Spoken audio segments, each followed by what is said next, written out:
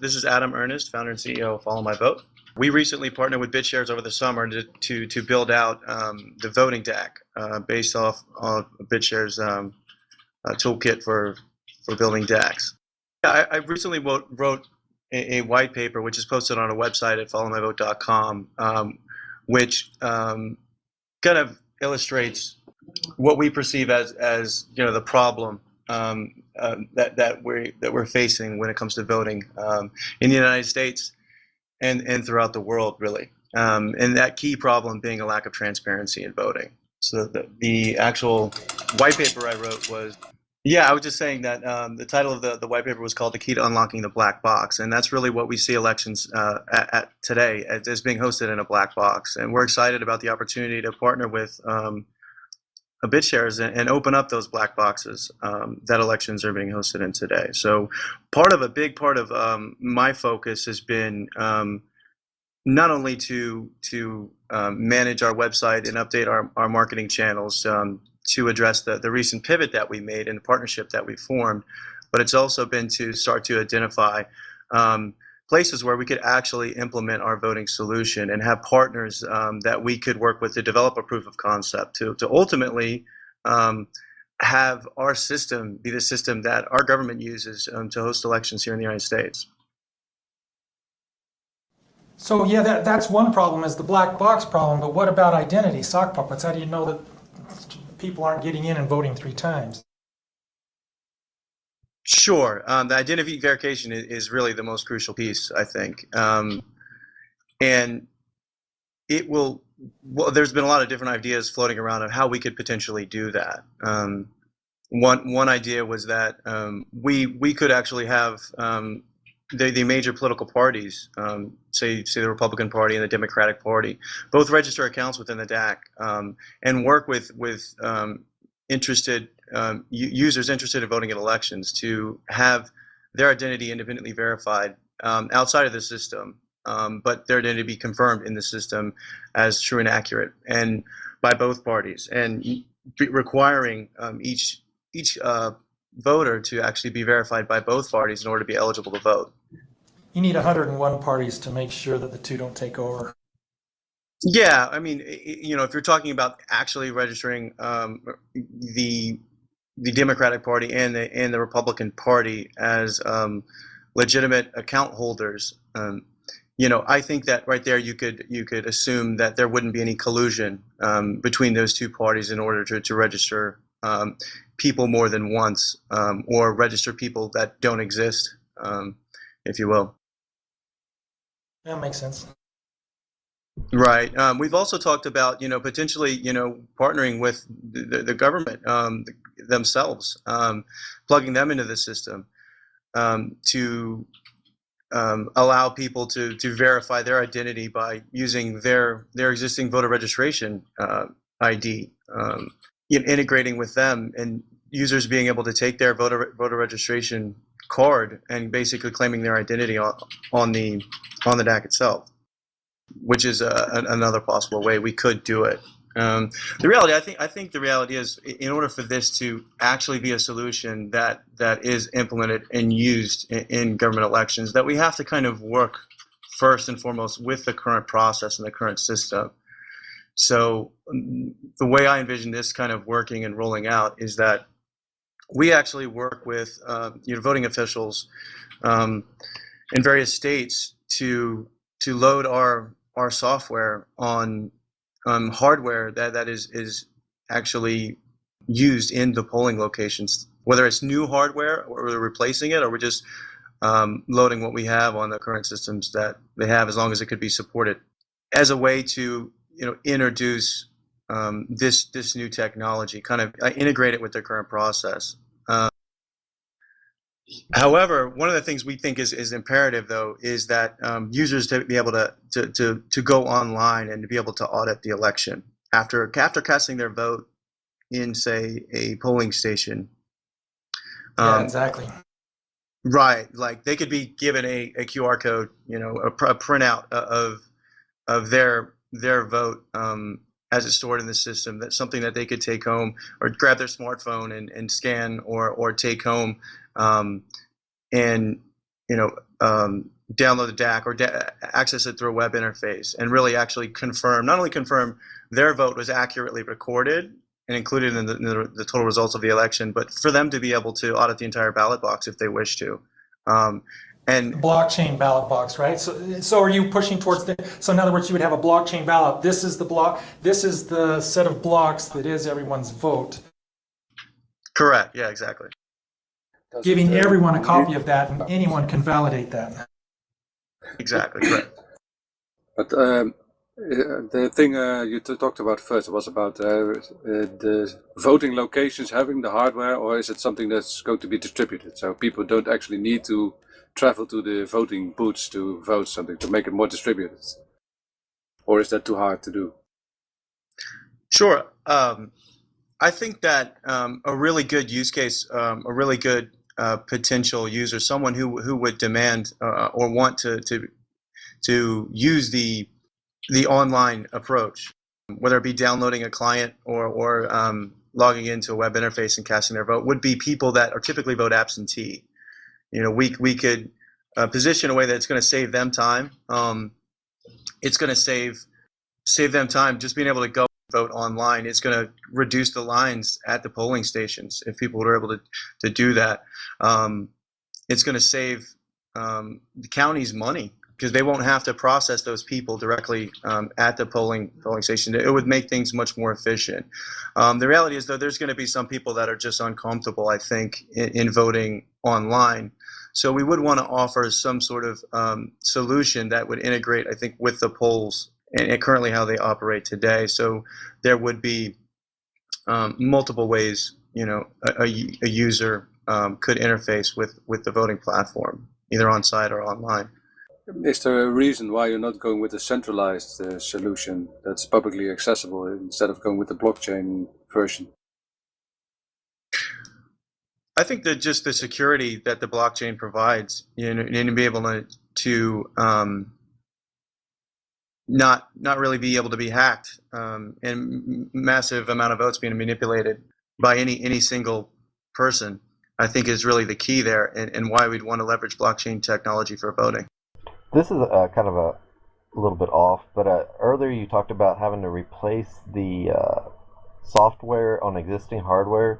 So are these like little PCs, or are you having to compile code to some strange microprocessor architecture? Or Sure, these are just ideas at this point.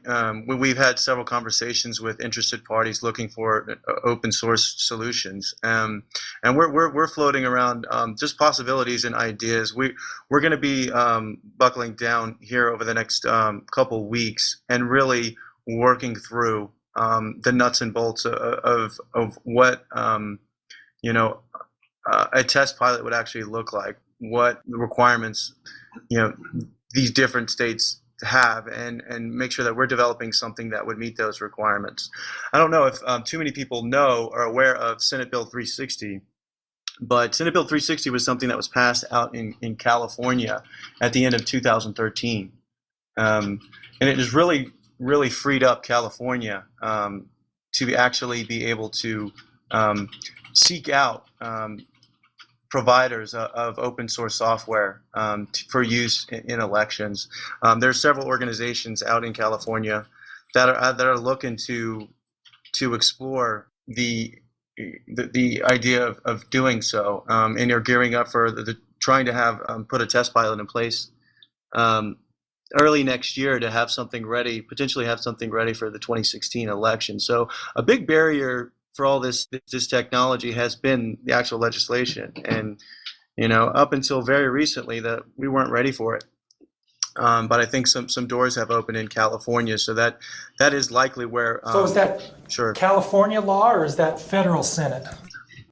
I believe it's a federal Senate bill. If you just Google's SB 360, it'll be one of the first listings that pops up, and you have the full text of the bill itself. It just kind of outlines what the process it will basically be. What's now possible in California, and what the process would be to basically certify a voting system if it was to be used in elections out in California. So part of what we're going to be doing, like I said, in the coming weeks, is really digesting all this information, turning around and looking at our spec and saying, okay, what do we need to do here with this DAC to make it up to par in terms of their standards and their requirements with respect to security and how this could all work. This is also interesting. Yeah. So in the future we may have Arduino kits with signed software to run on it or something, and have build your own voting booth somewhere. Definitely possible. What were your interests and your background in life that led you to pursue this project? Sure. I've always been very interested in authority, power, kind of control. Since the day I turned 18, I was very, very interested in politics and very interested in learning more about the laws that govern society. That governs society, here in the United States and throughout the world. I am very adamant about living making sure that I myself am living in a free society, and that I have a direct influence over the laws that are being created by our legislative bodies that we're actually that control how we can act. I feel like if the public doesn't have a good way to connect with their government and express their opinions, and in those opinions to be heard, and a good way to really build consensus. Guys, I heard you talking earlier about building consensus, and that's really what I'm trying to do with Follow My Vote. I want to build various software applications that help build consensus and that really help gauge public opinion and that allow us to get the data that we need to take to our elected officials and ensure that our society evolves in the way in which the people want it to. Do you have plans to then also change the current way of ruling system? Because now we run with delegates because of limitation of communication and because it was impractical to ask everybody to vote on something. But if this blockchain stuff works, you might actually put more power in the hands of the local communities and distribute power down instead of up. Right, that's the idea. That's the concept. I think the first step is really building a voting system where we can trust that that's open source, where we can trust that the votes are being accurately cast, accurately counted. If the people here in the United States and throughout the world really have reassurance that their vote really does count and they can see it, in the software itself, I think that would be given a renewed sense of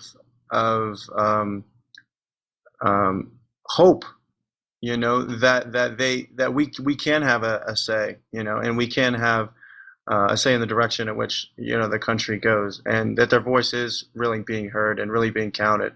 I think that we've reached a point in time where a lot of us have become complacent, and I kind of I want to do everything I can to promote civic engagement and reconnect the people to our government and make sure that our government is working for us. At the end of the day, we're paying their salaries. We're using our tax dollars to fund their operations. So at the end of the day, we need to make sure that we're holding them accountable. And this is just a first step in that long process. Something that I've committed my life to, and will be working on, as my life's work.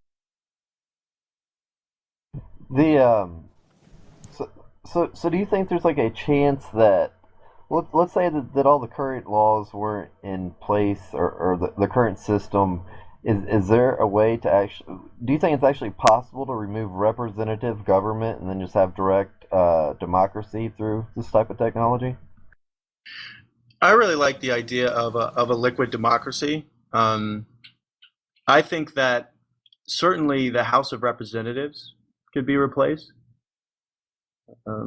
I think that if we can get enough participation from people, here in the United States, that there wouldn't and create a direct connection between us and our federal government by leveraging the internet and leveraging software. I think that certainly the House of Representatives could be replaced. I don't know about the entire government as a whole, but who knows how things will go. But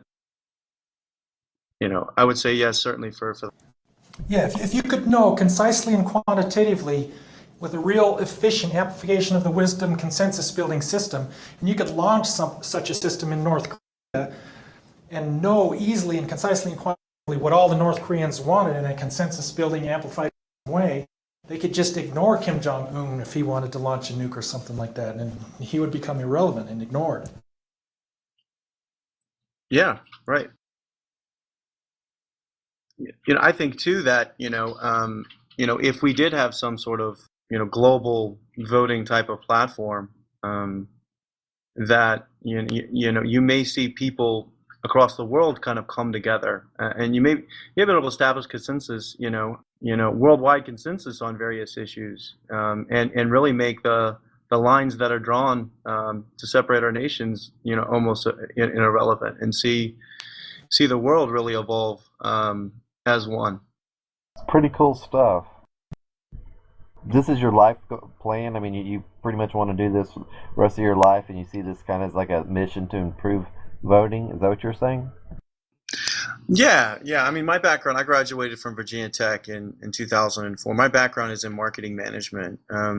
I have been down, after graduating, I moved down to South Florida, and I got into the internet marketing space. I worked with a handful of people to build an internet marketing agency from the ground up over the course of the years, and really hit a ceiling at the organization. We sold our business to a company based out of Tel Aviv, Israel, called Matomi Media Group, and at which point they decided to take the business in a different direction than I wanted to go. I had worked my whole life to take the business, and so I decided that was my time to move on and really pursue my passion. And at that point, I had been marinating with the idea of Follow My Vote for several years, and I just felt like it had been far too long. I think the fact that I guess really what I was doing is almost kind of paying attention in politics since I was the age of 18, but really sitting on the sidelines waiting for someone to put some type of accountability measures in place with respect to our government and making sure that the people had a say in things. And I really got tired of sitting on the sidelines and waiting for someone else to connect that disconnect, and decided to say, I'm just going to roll up my sleeves and do it. I think that this is the most important problem that I think we face here in the United States, and therefore I have chosen to dedicate my life to it, and I'm going to do everything that I can to make sure that we're accurately represented by our government, and that our country evolves in the way that we want to. I mean, to me, it's the most important thing. So I don't see any reason why not to make it my life's work. If something is really, really important, you should do it. My goal isn't to become rich and be a millionaire. I just really want to make a difference. I really want to solve this problem. I think that if we can, the world will be a much better place for it. I think I agree with you. Definitely. You said something interesting. I was worried about the powers that be not being very comfortable but losing their control for things. But if you can make it clear to the public what you just said about that this is an honest, trackable, verifiable voting system, then it will be very hard for people to go against that, because then they will publicly be opposed to honesty and accountability. Very difficult thing to be opposed to and still remain in power, or at least still have your credibility. Right. Yeah. If you have a challenge, if you have a problem with that, then it begs to question, why. It to your point, it doesn't seem right. Seems like everything should be. And it also makes yourself Well, unless somebody plans something in your office as like a plan to subvert something or some terrorist threat or something, but at least it makes you. I think it might be hard to go against the current power structures. I don't know how it is in America, but I think I can think of a couple of organizations that like their control.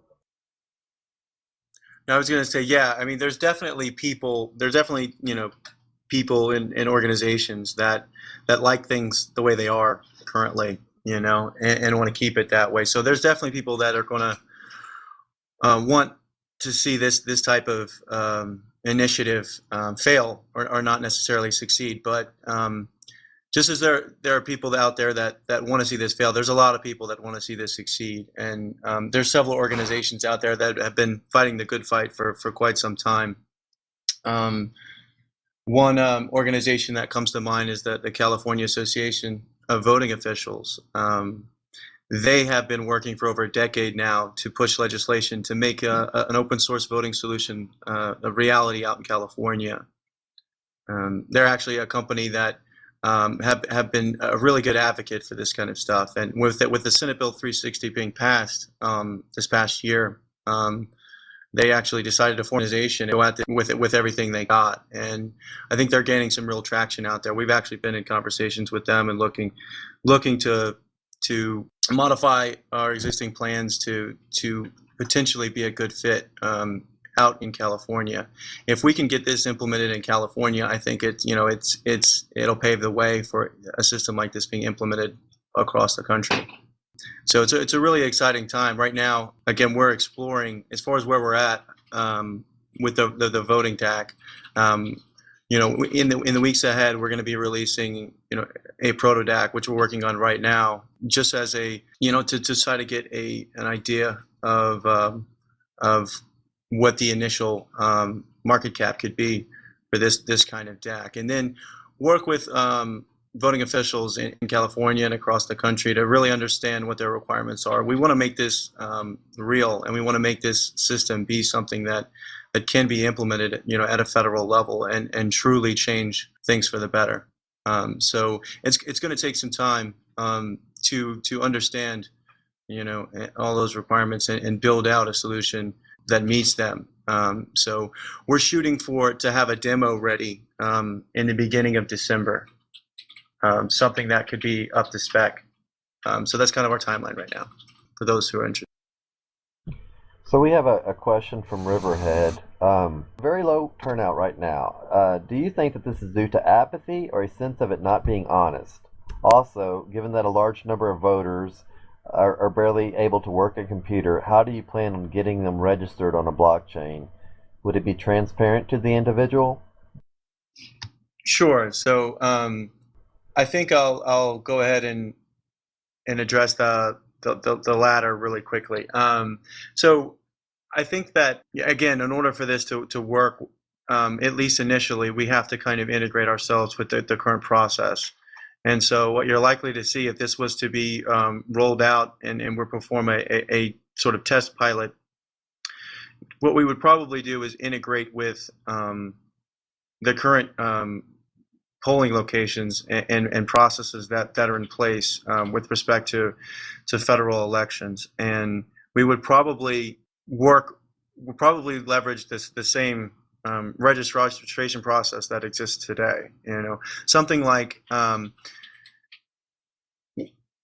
users, requiring users to bring their voting users would potentially register the same way that they're registering today and bring their voter registration card to the polling location and then be able to use that to gain access to the system, at which point their identity is already verified.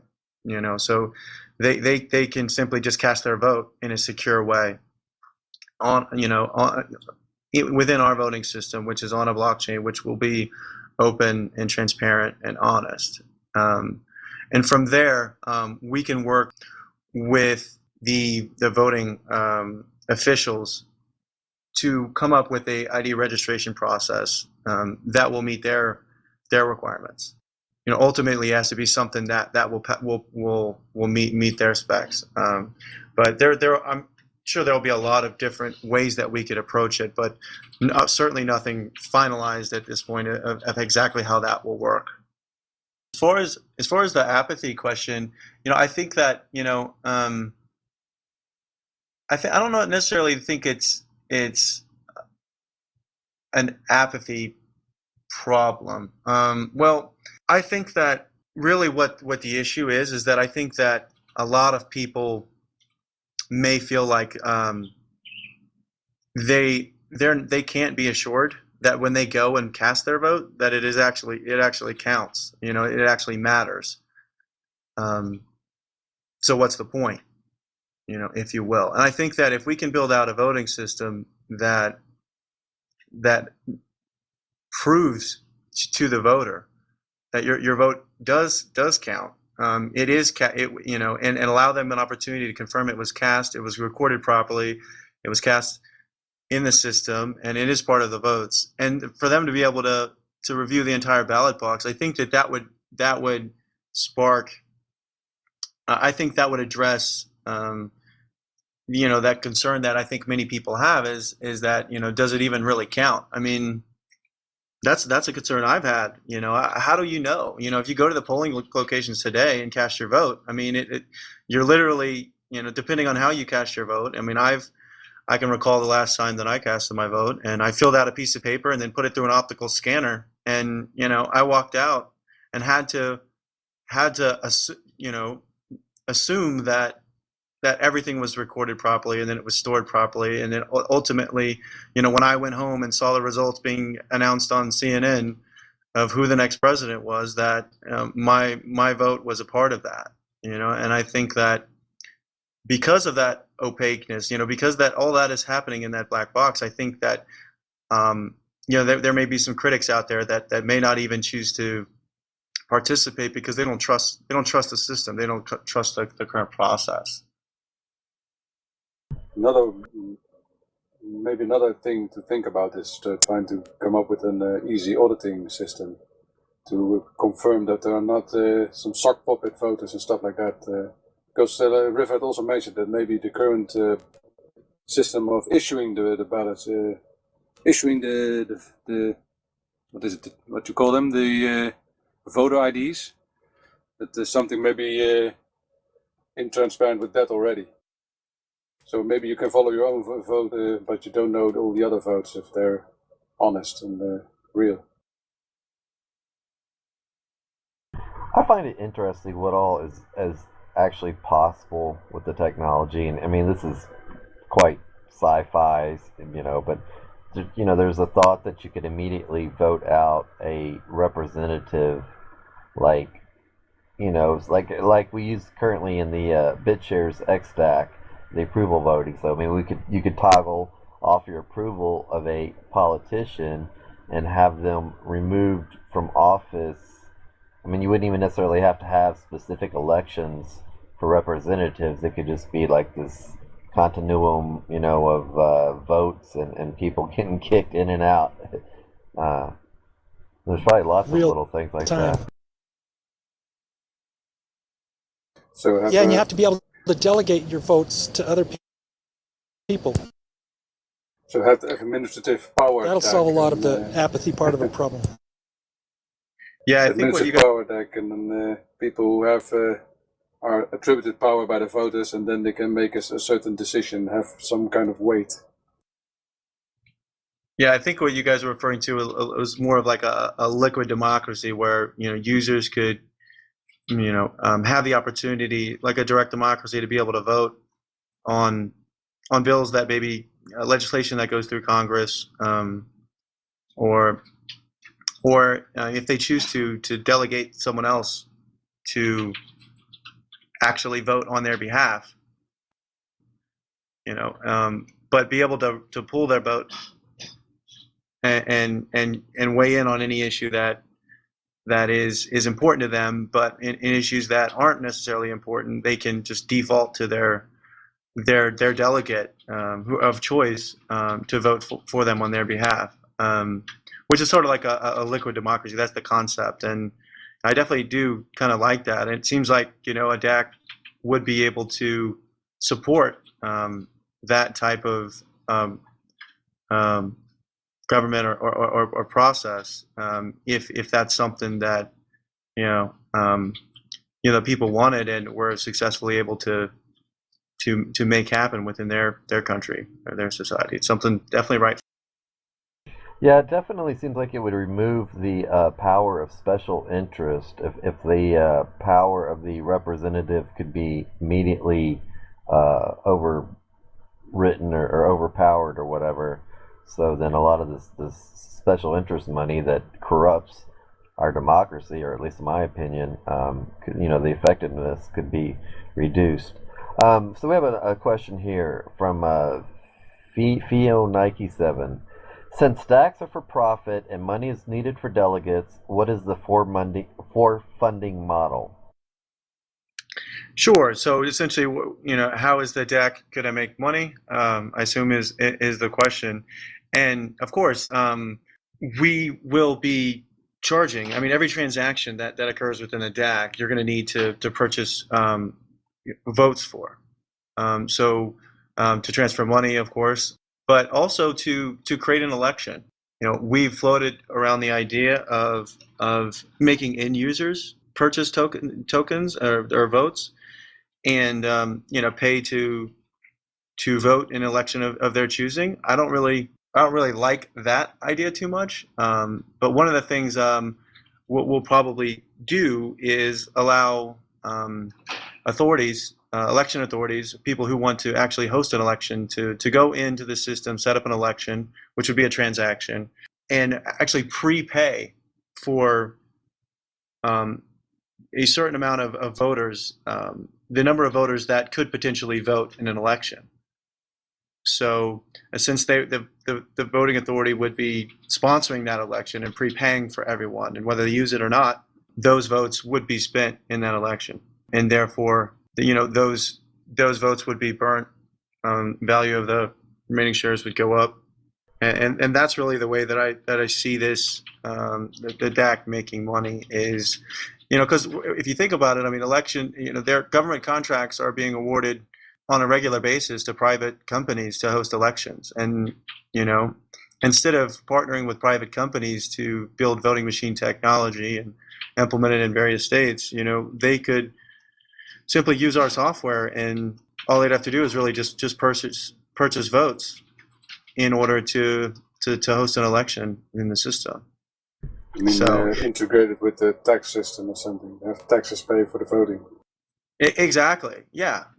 Yeah, I mean, you either have to, I guess, fund it off the voters or whoever's holding the election, or I guess some third party could always, like a marketer or something. But yeah, I mean, it's obvious that you can't really expect people to pay to vote. So I think, yeah, that sounds like a good approach to me.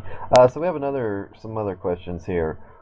Bluebit asks, why not just have a fingerprint database for each voter? Your fingerprint is on the blockchain and so there can never be more than one of the same fingerprint on the blockchain. You just get a GIF of 10,000 people's. But people can steal your fingerprint data. Yeah. So yeah, I kind of like Riverhead's response to that. To me, that's a little too Orwellian for me, and I don't.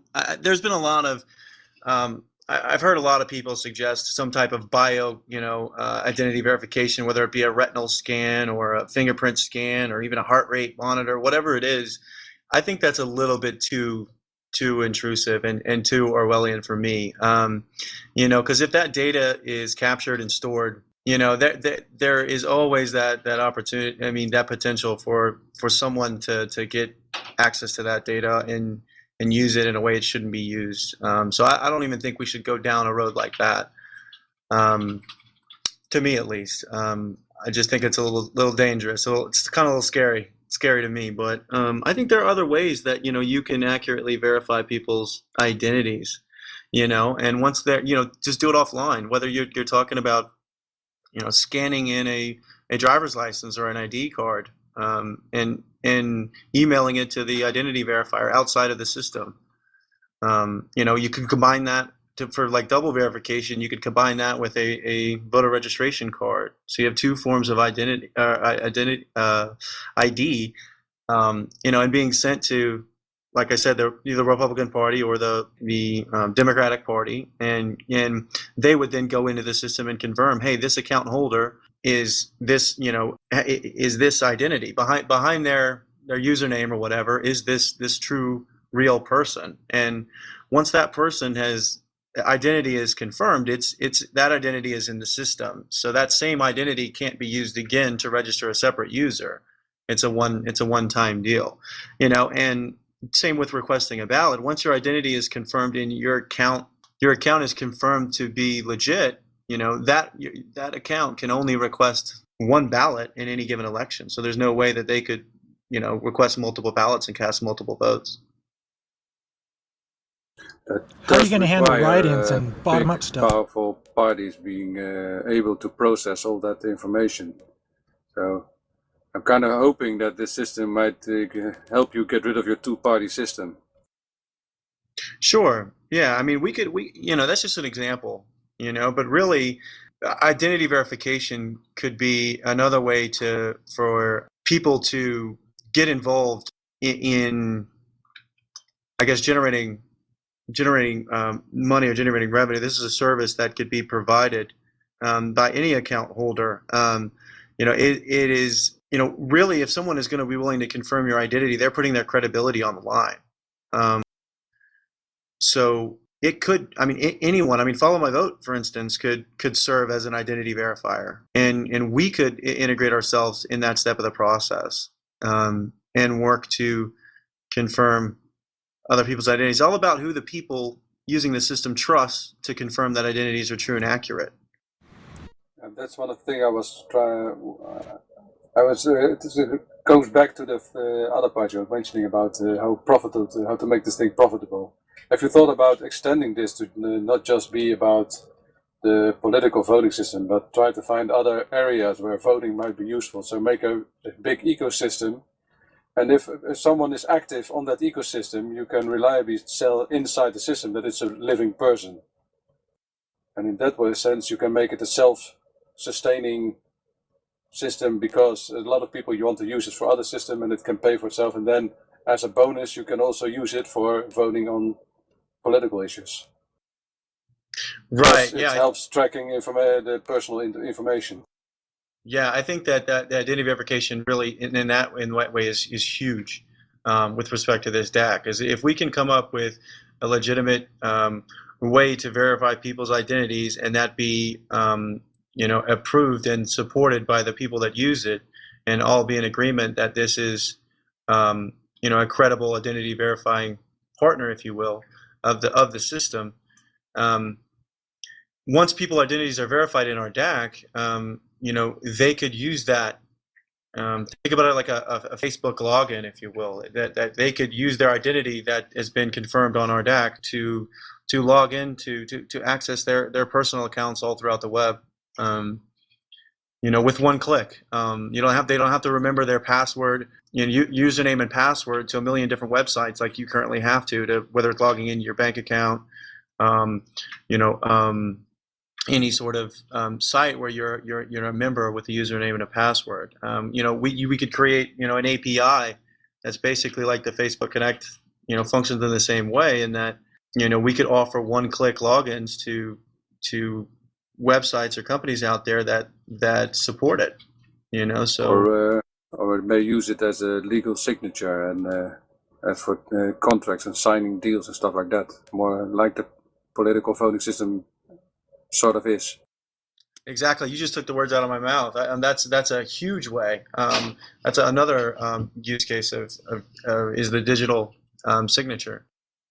It's another way to use that part of it to make it a profitable system, or at least make companies interested in it pay for that system and distribute the load instead of just relying on the single tax office now. Right. Or is that still too far off and hard to do in practical situation now? I think it'll take some time, but we can definitely get. How do you handle open write-in candidates and stuff like that? How do you determine who's on the ballot? Sure. So the every ballot will have an opportunity to or a blank field that would support write-in candidates. Whoever sets up the election in the system is really in control of who which candidates are actually listed on the ballot. So we would give the election creator, whoever creates the election, and or sponsors the election to be able to establish who the candidates are, what offices are being run for.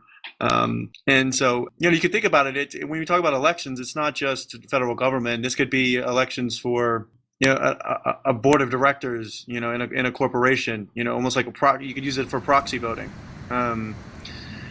Make a BitShares decision. Yeah, exactly. So you it's could not like the voter ID of one of the voters that any voter ID can be voted upon, and that the politicians should put up their own voter ID for people to vote on. So make it, I guess that nobody outside of the voter ID system can get elected. Right. So if you want to run, you're interested in serving in office, all you got to do is exist as a user within a system and state your candidacy. Say, hey, I'm interested in running for this position. We've played around with the concept of campaigns, and people being able to just state their candidacy by saying, hey, I'd like to serve in this office, write me in. So because if it's preordained by the people creating the vote, then it's already a tilted system. Don't know the English word for it. Problem.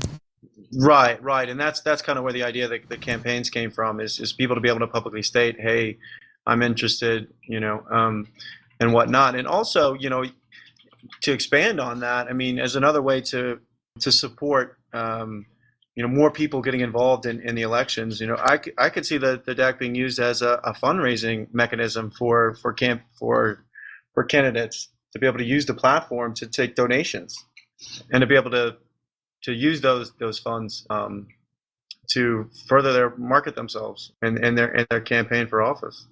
I'm always open to any ideas or suggestions that you guys may have, some constructive criticism. Please feel free to shoot it my way. My email address is adam@followmyvote.com. If you'd like to shoot me your ideas, we have a contact form on our website as well. But yeah, I would love to hear about any ideas or suggestions, or like I said, constructive criticism. That would be fantastic. Well, thank you for showing up today. Your timing was quite Absolutely. Because I wasn't aware that Dan wasn't going to show up, and then Fuzz didn't show up, so we had nothing to do, and now we have a whole show on Follow My Vote, and thank you for your time. Yeah, completely improv. That was great. Are you going to Vegas? Yes, we're going to be at Inside Bitcoins. Hope to see you all there. Yeah, I'm going to be there too. I booked my flight last night. I guess our time's about up. Yeah, one question, Igor, I think, is how do you tend to market this, or how can people help you with this or fund this? It's a big question, I think. Sure. So that's kind of the main reason we chose to release the vote DAC as a proto DAC, so that people can buy in and contribute early on. We're doing an initial allocation of shares. Of that initial allocation, there was a snapshot. Thanks, Rodrigo. But there was a snapshot taken on E23. We're going to be allocating 5 billion shares up front. 30% of those shares will go to AGS, 30% will go to PTS, and 30% will go to Follow My Vote to fund the ongoing development and marketing that's going to be needed to really get this implemented on a mass in the real world. For me, as a non-American citizen, do you have plans to extend this to other areas on the planet? Absolutely. I think that any democratic society is definitely up for grabs, and it's going to make sense. We just want to prove it out here in the United States first, before we look to go global. Small steps. Yeah, baby steps. If your system's good enough, you should be able to invade North Korea and take it over, put the power of the people. There you go. I'm not sure they have computers in North Korea. You forgot the If yet. we have to have mesh network credit card size vote computers, then they can airdrop them literally. That's what I'm talking about. Well, does anyone else on here have anything they want to talk about? Any of their own projects or things related to this? Or I was just talking with Brent also before about things we would like our pipe dream for the future when even Bitcoin 2.0 is a far historic event, I think. you see, coin market cap, everyone's been taking a hit today or the past 24 hours, except BitShares. We've actually maintained our price. Yeah, but I don't know how much exposure BitShares has to all the other crypto markets at the current point in time. So it's a bit of an isolated market now, I think. So maybe that's the reason. Yeah, I don't know. I'm not happy seeing Bitcoin at $400, even though I don't really own any Bitcoin anymore. I still am not I definitely it's do the not want to see it. benchmark. Yeah, I was talking about Brent as well. This I also think I don't want to see Bitcoin go down in my. But on the other hand, it is a repeating pattern that has occurred before. It's not something that is completely different from previous cycles, but I do think that a different situation now. Bitcoins are actually being spent now, and there's downward pressure that it wasn't there before. So, like BitShares now, you can't really buy stuff with it. So it's and so there's no reason to sell your BitShares at the moment. So now Bitcoin is getting all these exit points that weren't there before. So it might be a natural reaction that the price will go down. Oh, they're all buying Alibaba stock. Oh, okay. Oh, Yeah.